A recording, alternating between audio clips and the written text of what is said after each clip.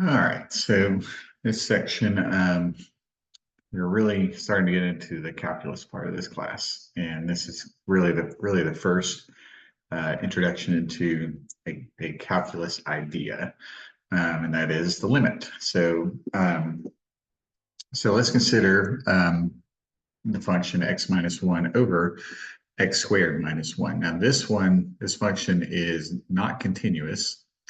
And where is it not continuous? It is not continuous at, so if we set the denominator equal to 0, it is not continuous at x equals plus or minus 1. So those are not in the domain. But what happens when we get close to those numbers? So that's kind of the idea with the limit.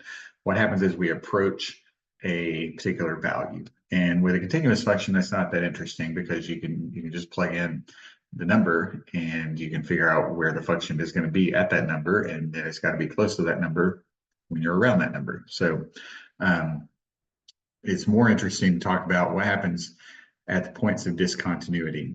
And so the way we're going to kind of do this, so this is kind of a manual, clunky way to do this. But if you keep plugging in numbers that get closer and closer to 1, say, you can see what the function is doing. So when x is 0.8, the value of the function is 5/9. When x is 0.9, we can see it's 0.526. When it's 0.95, it's 0.513, and then 0.505, and 0.503, and 0.501, and 0.50025. And we can do the same thing going in the opposite, or coming from the opposite direction. So this is coming from the negative, or the left side of 1. This is coming from the right side of 1.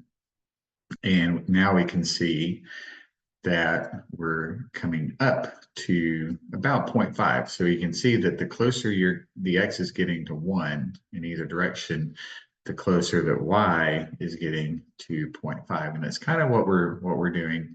And again, this is kind of the most, I guess, slowest way to do it, or the clunkiest way to do it. You could probably do this. I mean, you couldn't do this with any function to find the limit at some point where it's not continuous, or a point where x is not in the domain. But there's usually a better way to do it, and we'll talk about some of those as we go along here. But this is called the limit, and so we write the limit.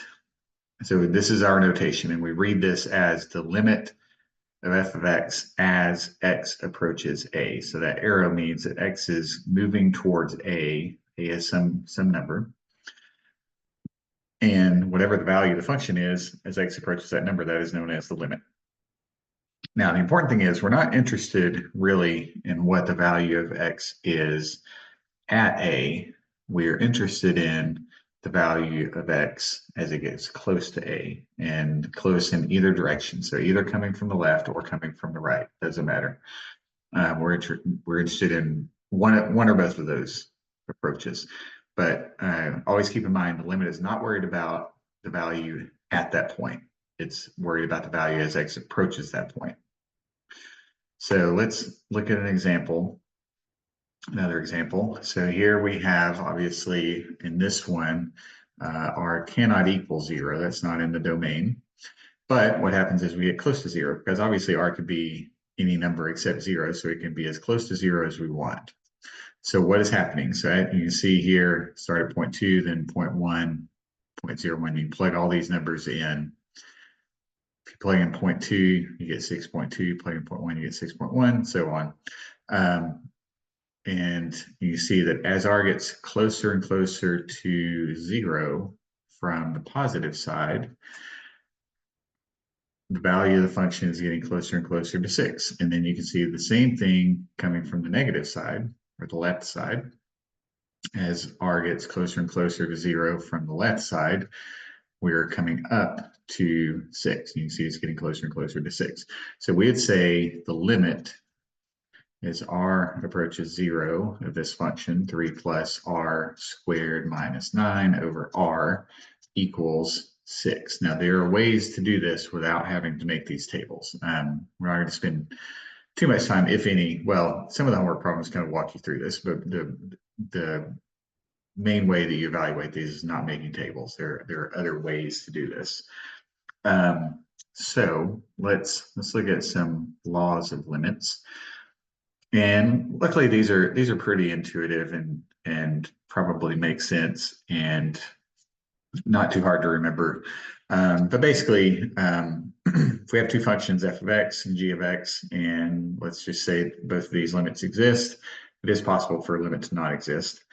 Then the limit of the sum is the sum of the limits.